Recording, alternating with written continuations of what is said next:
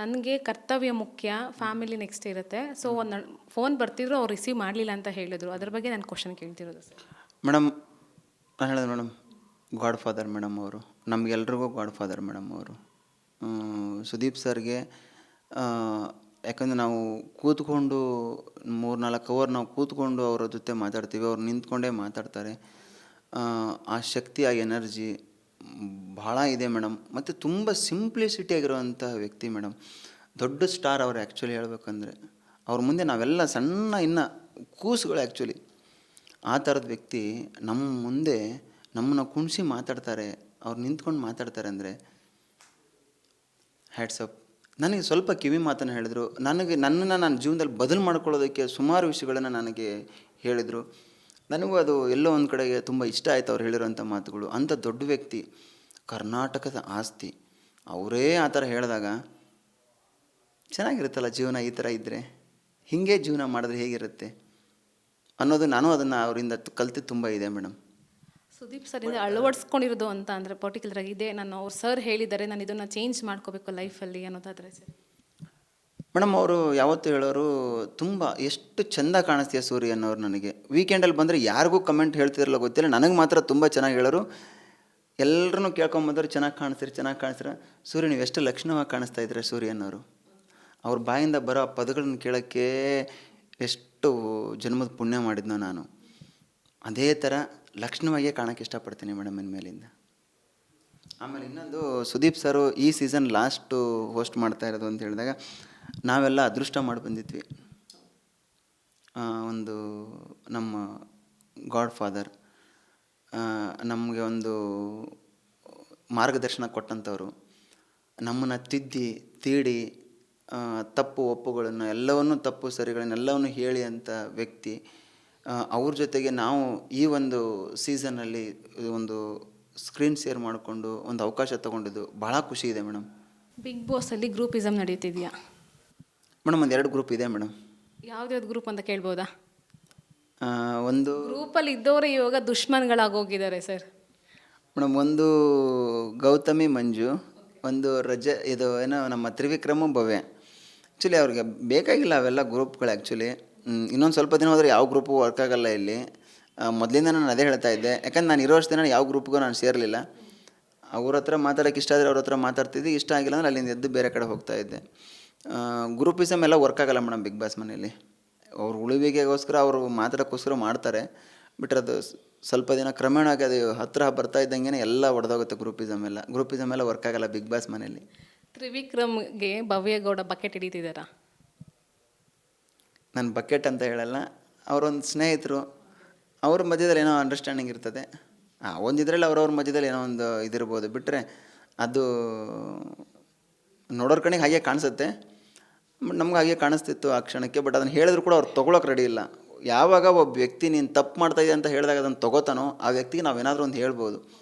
ತೊಗೊಳ್ದೇ ಇರೋ ವ್ಯಕ್ತಿ ಹತ್ರ ವಾದ ಮಾಡಿ ಅವ್ರಿಗೆ ಅದನ್ನು ಕನ್ವಿನ್ಸ್ ಮಾಡೋಷ್ಟು ಶಕ್ತಿ ನನಗೂ ಇಲ್ಲ, ಅವ್ರು ತೊಗೊಳ್ಳೋದು ಇಲ್ಲ ಆ ವ್ಯಕ್ತಿ ಕೂಡ. ನಾನು ತ್ರಿವಿಕ್ರಮ್ಗೂ ಎಷ್ಟೋ ಸಲ ಹೇಳಿದ್ದೀನಿ, ಬೇಡ ಅಂತ ಹೇಳಿದ್ರು ಅವ್ರು ತೊಗೊಂಡಿಲ್ಲ ಅದನ್ನು.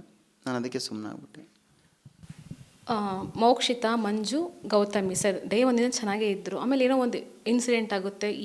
ಯಾವ ಲೆವೆಲ್ಗೆ ಗೌತಮಿ ಮತ್ತು ಮಂಜುನ ಕೋಪ ಮಾಡ್ಕೊತಾರೆ ಗೌತಮಿ ಮೋಕ್ಷಿತಾ ಅಂತಂದರೆ ಏನು ಕಾರಣ, ಎಕ್ಸಾಕ್ಟ್ ರೀಸನ್ ಏನು ಅವ್ರಿಬ್ಬರ ಮೇಲೆ ಅಷ್ಟೊಂದು ಕೋಪ ಮಾಡ್ಕೊಳ್ಳೋಕ್ಕೆ ಮೋಕ್ಷಿತಾ? ಮಂಜಣ್ಣ ಅವತ್ತಿಂದ ಡಾಮಿನೇಟ್ ಮಾಡೋದು ಜಾಸ್ತಿ. ನಾನು ಹೇಳಿದ್ದು ಸರಿ, ನಾನು ಹೇಳೋದೇ ರೈಟು, ನಾನು ಹಿಂಗೆ ಹೇಳ್ತೀನಿ, ಹಾಗೆ ಆಗುತ್ತೆ, ಹಿಂಗೆ ಆಗುತ್ತೆ, ಗ್ರೇ ಏರಿಯಾ ಕಿಂಗು ಅಂತೆಲ್ಲ ಹೇಳ್ತಿರಲ್ಲ, ಅದು ಎಲ್ಲೋ ಮೋಕ್ಷಿತನಿಗೆ ಸರಿ ಕಾಣಿಸಲಿಲ್ಲ ಅಂತ ಅನ್ನಿಸ್ತು ನನಗೆ. ಆಮೇಲೆ ಮಂಜಣ್ಣ ಹಿಂದೆ ಒಂದು ಮುಂದೆ ಒಂದು ಮಾತಾಡ್ತಾರೆ, ಅಲ್ಲೊಂದು ಹೇಳಿರ್ತಾರೆ, ಅದನ್ನು ತಂದು ಇಲ್ಲೊಂದು ತಿರುಗಿಸಿ ಹೇಳ್ತಾರೆ ಅನ್ನೋದೆಲ್ಲ ಮಾತುಗಳು ಬಂತು. ಆ ಒಂದು ರೀಸನ್ಗೋಸ್ಕರ ಅವಳು ಬೇಜಾರಾಗಿ ಹೊರಗಡೆ, ಆ ಗುಂಪಿಂದ ಬಿಟ್ಟು ಹೊರಗಡೆ ಬಂದಿರ್ಬೋದು ಅಂತ ನನಗನ್ಸುತ್ತೆ. ನೆಕ್ಸ್ಟ್ ವಾರ ಯಾರು ಹೊರಗಡೆ ಬರ್ತಾರೆ ಮನೆಯಿಂದ? ಐಶ್ವರ್ಯ ಏನಾದರೂ ನಾಮಿನೇಟ್ ಆಗಿದ್ರೆ ಐಶ್ವರ್ಯ ಬರ್ಬೋದು. ಅದನ್ನು ಹೊರತುಪಡಿಸಿದರೆ ಭವ್ಯ ನಾಮಿನೇಟ್ ಆಗಿದ್ರೆ ಭವ್ಯ ಬರ್ಬೋದು. ಬಿಗ್ ಬಾಸ್ ನೋಡ್ತಿದ್ದೀರಾ ನೀವು? ಮೇಡಮ್, ಏನೋ ಒಂದು 2 ಎಪಿಸೋಡ್ ನೋಡಿದ್ದೀನಿ, ಅವಕಾಶ ಸಿಗ್ತಾ ಇಲ್ಲ, ಟೈಮ್ ಆಗ್ತಾ ಇಲ್ಲ. ಬಿಗ್ ಬಾಸ್ ಮನೆಯಿಂದನೇ ಬಂದಿದ್ದೀರಾ, ಬಿಗ್ ಬಾಸ್ ನೋಡೋಕ್ಕೆ ಟೈಮ್ ಇಲ್ಲ ಅಂತಿದ್ದೀರಲ್ಲ ಸರ್? ಮೇಡಮ್, ಈಗ ನಂದು ಬಿಸ್ನೆಸ್ಸು ಅದು ಇದು ಇದೆ, ಫ್ರೀ ಟೈಮಲ್ಲಿ ನೋಡ್ತೀನಿ. ಹಳೆ ಎಪಿಸೋಡ್ಗಳನ್ನ, ನನ್ನ ಎಪಿಸೋಡನ್ನ ನೋಡಬೇಕಂತ ಆಸೆ ಇಲ್ಲ ನನಗೆ. ಅದನ್ನು ಯಾವಾಗಾದ್ರು ತುಂಬ ಜಾಲಿ ಆಗಿದ್ದಾಗ, ನಾವು ಮನೇಲಿ ಯಾವಾಗಲೂ ಹೇಳ್ತಾಯಿದ್ದೀವಿ ಜಾಲಿ ಜಾಲಿ ಅಂತ ಹೇಳ್ಬಿಟ್ಟು, ಜಾಲಿ ಆಗಿದ್ದಾಗ ಆ ಎಪಿಸೋಡ್ಗಳನ್ನ ನೋಡ್ತೀನಿ. ಅದನ್ನು ಬಿಟ್ಟರೆ ದಿನ ನನಗೆ ಅವಕಾಶ ಸಿಕ್ಕಿದಾಗ, ನನ್ನ ಟೈಮ್ ಸಿಕ್ಕಿದಾಗ ನಾನು ನೋಡ್ತೀನಿ ಮೇಡಮ್ ಶೋನ. ನೀವು ಬಿಗ್ ಬಾಸಿಂದ ಹೊರಗಡೆ ಬಂದಾಗ ಮನೆಯವರ ರೆಸ್ಪಾನ್ಸ್ ಹೇಗಿತ್ತು ಸರ್? ಫ್ಯಾಮಿಲಿ ಅಪ್ಪ ಅಂದಾಗಿರಬಹುದು, ಅಪ್ಪ ಏನಂದ್ರು ಈ ಥರ ವಿಷಯ ಬರ್ತಿದೆ ಅಂತ ಕೇಳಿದಾಗ ನಿಮ್ಮ ಕಿವಿಗೂ ಬಿದ್ದಿರುತ್ತೆ, ಅಪ್ಪಗೂ ಬಿದ್ದಿರುತ್ತೆ. ಮೇಡಮ್ ನಮ್ಮ ತಂದೆ ಯಾವತ್ತೂ ಕೂಡ ತುಂಬ ಸ್ಪೋರ್ಟಿವ್ ಆಗಿ ತೊಗೊತಾರೆ. ಮಾತಾಡೋರು 1000 ಮಾತಾಡ್ತಾರೆ, ಅದಕ್ಕೆಲ್ಲ ತಲೆ ಕೆಡಿಸ್ಕೊಬಾರ್ದು. ನಾವೇನು ಅನ್ನೋದು ನಮಗೆ ಗೊತ್ತಿರುತ್ತೆ, ಯಾಕೆ ಅದ್ರ ಬಗ್ಗೆ ಯೋಚನೆ ಮಾಡಬೇಕು? ನೀನು ನಿನ್ನನ್ನು ನಂಬಿರೋರಿಗೆ ಮಾತ್ರ ನೀನು ಆನ್ಸರೇಬಲ್ಲು. ಯಾರೋ 3ನೇ ವ್ಯಕ್ತಿ ಮಾತಾಡ್ತಾನೆ, ಅದಕ್ಕೆಲ್ಲ ನೀನು ಯಾಕೆ ಆನ್ಸರೇಬಲ್ ಆಗ್ತೀಯ ಅಂತ ನಮ್ಮ ತಂದೆ ಹೇಳೋವಂಥವ್ರು.